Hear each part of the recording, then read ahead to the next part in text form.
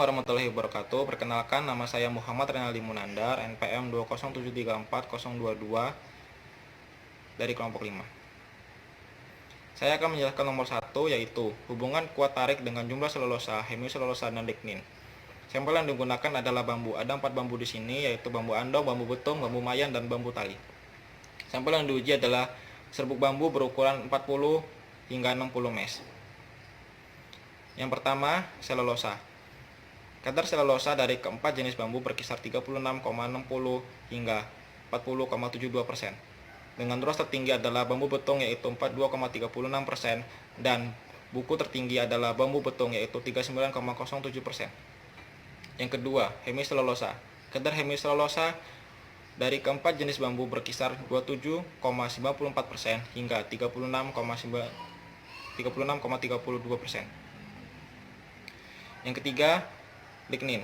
Kadar lignin dari keempat jenis bambu berkisar 22,37% hingga 27,77%. Dengan ruas tertinggi yaitu bambu andong yaitu 28,29% dan buku tertinggi adalah bambu tali yaitu 29,51%.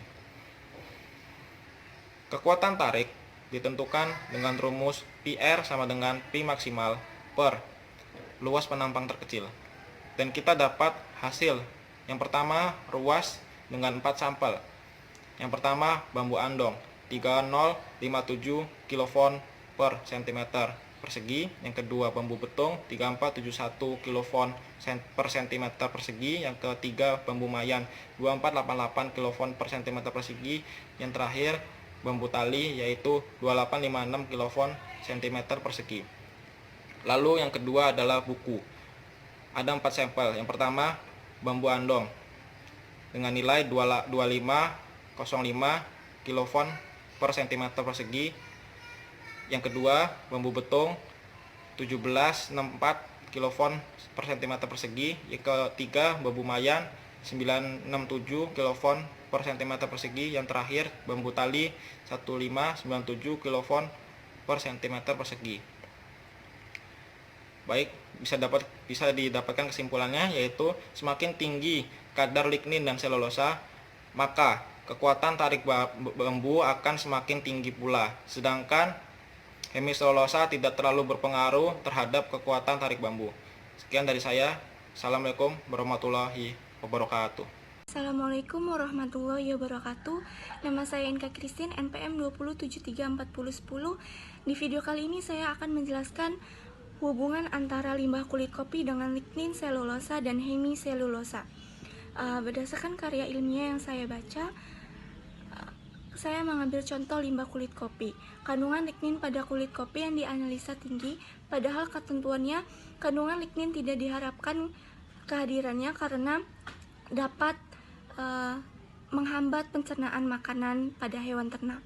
Tingkat persen selulosa pada analisa limbah kulit kopi cenderung lebih kecil daripada lignin.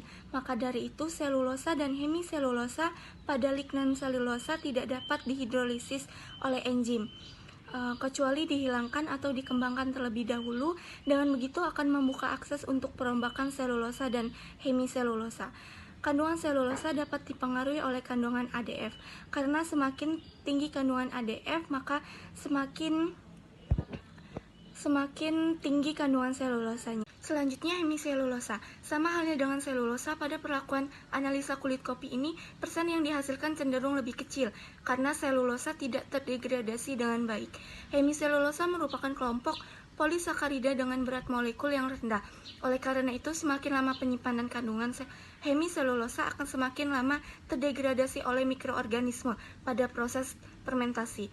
Jadi dapat disimpulkan bahwa hubungan antara bahan hasil industri dengan kandungan lignin, selulosa, dan hemiselulosa sangat penting. Tetapi harus digarisbawahi bahwa kandungan lignin tidak begitu diharapkan kehadirannya, karena jika kandungan lignin lebih besar, maka menghambat kandungan selulosa dan hemiselulosa dan produk pakan ternak yang dihasilkan tidak bagus untuk pencernaan hewan. Terima kasih. Wassalamualaikum warahmatullahi wabarakatuh. Assalamualaikum warahmatullahi wabarakatuh. Perkenalkan, nama saya Kemas Aditya. Saya dari kelompok 5, pengetahuan bahan dengan NPM 2033412. Di sini saya akan menjawab nomor 2, yaitu tentang hubungan kandungan selulosa, hemiselulosa, dan lignin pada serat sawit hasil fermentasi jamur pelapuk. Pada tabel 1 dari hasil percobaan Yunus Darto Susilo, pada perlakuan sampel A, B, C, D pada lignin, pada sampel A ini mendapatkan hasil 21,71%. Untuk selulosa dia mendapatkan 41,92%, dan untuk hemiselulosa mendapatkan 11,36%. Untuk sampel B pada lignin dia mendapat hasil 17,92%, dan selulosa mendapatkan hasil 45,34%, dan hemiselulosa mendapatkan hasil 12,24%. Dan pada sampel C pada lignin 18,84%, pada selulosa 47,10%, dan pada hemiselulosa 13,15%. Pada sampel D untuk lignin dia mendapatkan hasil 22,33%, untuk selulosa dia mendapatkan hasil 52,57%, dan untuk hemiselulosa dia mendapatkan 17,68%. Pada tabel ini keterangannya A, B, A superscript yang berbeda pada kolom yang sama menunjukkan pengaruh nyata P kurang dari 0,05 terhadap kandungan selulosa dan hemiselulosa. Pada sampel A serat sawit tanpa fermentasi, dan B serat sawit fermentasi dengan isolat jamur dan jerami padi, dan C serat sawit fermentasi dengan jamur isolat Trametes versicolor, dan D serat sawit fermentasi dengan isolat jamur Ganoderma aplanatum. Pengaruh fermentasi jamur pelapuk terhadap kandungan lignin serat sawit. Berdasarkan hasil analisis statistik pada tabel 1 menunjukkan bahwa fermentasi limbah serat sawit menggunakan jamur SHP1, Trametes versicolor, dan Ganoderma aplanatum tidak berpengaruh nyata atau P lebih dari 0,05 terhadap kandungan lignin serat sawit. Pada tabel 1 terlihat bahwa perlakuan B yaitu serat sawit yang difermentasi dengan isolat jamur dari jerami padi atau SHP1 adalah yang terendah yaitu 17,94%. Hal ini menunjukkan bahwa jamur SHP1 mampu mendegradasi lignin yang ada pada serat sawit dibanding isolat jamur lainnya. Hal ini sesuai dengan pendapat Changtal tahun 1980 bahwa jamur pelapuk dapat memecah ikatan lignoselulosa karena jamur ini mengeluarkan enzim yang dapat mendegradasi lignin, yaitu enzim peroksidase atau Mn peroksidase dan lignin peroksidase, fenol oksidase, dan lakse. Pengaruh fermentasi jamur pelapuk terhadap kandungan selulosa pada serat sawit. Berdasarkan hasil analisis statistik menunjukkan bahwa perlakuan fermentasi limbah serat sawit menggunakan jamur SHP1, Trametes versicolor, dan Ganoderma aplanatum berpengaruh nyata, yaitu P kurang dari 0,05 terhadap kandungan selulosa dan serat selulosa. Hasil uji Duncan menunjukkan bahwa perlakuan tanpa fermentasi atau kontrol berbeda dengan perlakuan difermentasi dengan isolat jamur Ganoderma aplanatum pada sampel D. Tetapi tidak ada perbedaan antara perlakuan kontrol dengan perlakuan sampel B dan C. Hasil penelitian menggunakan jamur pelapuk pada serat sawit mampu meningkatkan kadar selulosa lebih tinggi pada perlakuan Ganoderma aplanatum, yaitu 52,57% dibandingkan tanpa fermentasi. Terjadinya peningkatan disebabkan oleh isolat jamur pelapuk memiliki kemampuan dekomposisi selulosa selama proses fermentasi berlangsung, menurut Tilam dan kawan-kawan tahun 1989.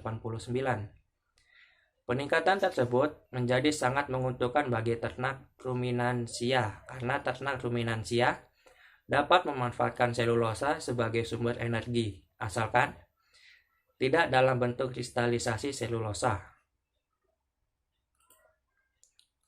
Pengaruh fermentasi jamur pelapuk terhadap kandungan hemiselulosa serat sawit berdasarkan hasil analisis statistik menunjukkan bahwa perlakuan fermentasi limbah serat sawit menggunakan SHP1, Trametes versicolor, dan Ganoderma aplanatum berpengaruh nyata, yaitu P kurang dari 0,05 terhadap kandungan hemiselulosa serat sawit.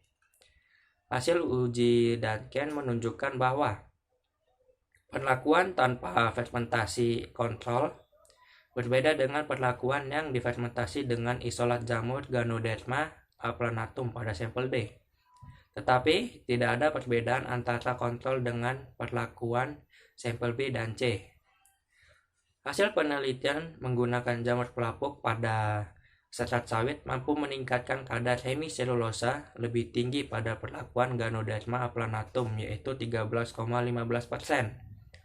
Perlakuan yang difermentasi oleh isolat jamur pelapuk tinggi kemampuannya dalam mendegradasi kandungan lignin, sehingga kandungan hemiselulosa tidak terdegradasi.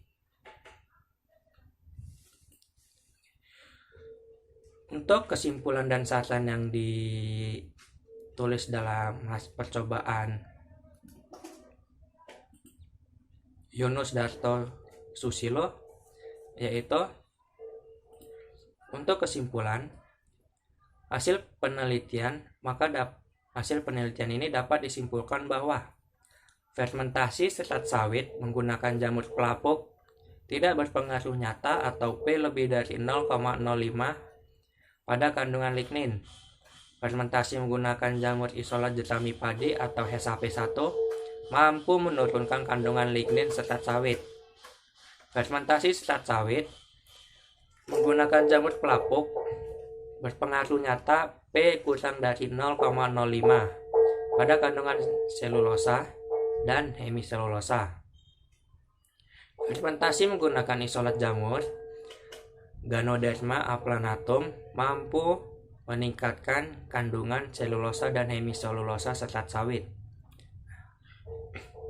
Untuk saran pada hasil percobaan ini adalah sebaiknya serat sawit hasil fermentasi jamur pelapuk diaplikasikan sebagai pakan ternak ruminansia seperti ternak sapi potong dan domba, karena mampu meningkatkan kandungan selulosa dan hemiselulosa serat sawit. Sekian dari saya, terima kasih. Assalamualaikum warahmatullahi wabarakatuh. Saya Megarum Aryani, NPM 20734017. Saya dari kelompok 5 akan menjelaskan nomor 2. Hubungan selulosa, hemiselulosa, dan lignin terhadap limbah pertanian. Saya mengambil contoh limbah tebu. Di sini ada gambar ampas tebu. Ampas tebu adalah suatu residu dari proses penggilingan tanaman tebu setelah diekstrak atau dikeluarkan niranya pada industri pembuatan gula. Ampas tebu mengandung lignin, selulosa, dan hemiselulosa. Kadar lignin yang tinggi akan mempengaruhi kondisi pemasakan yang meliputi konsentrasi larutan pemasak, suhu, tekanan, dan waktu pemasakan. Semakin tinggi kadar lignin, maka semakin tinggi kondisi pemasakan yang diperlukan untuk menyempurnakan proses pemutusan lignin dari ampas tebu. Selulosa tidak dapat dicerna oleh manusia karena tidak ada enzim pencerna dan merupakan serat yang tidak larut dengan asam panas. Hemiselulosa pada tumbuhan mempunyai sedikit kekuatan dan sangat mudah terhidrolisis oleh asam atau basa encer serta berbagai enzim hemiselulosa. Itu saja yang dapat saya sampaikan, kurang dan lebihnya saya mohon maaf. Terima kasih. Wassalamualaikum warahmatullahi wabarakatuh.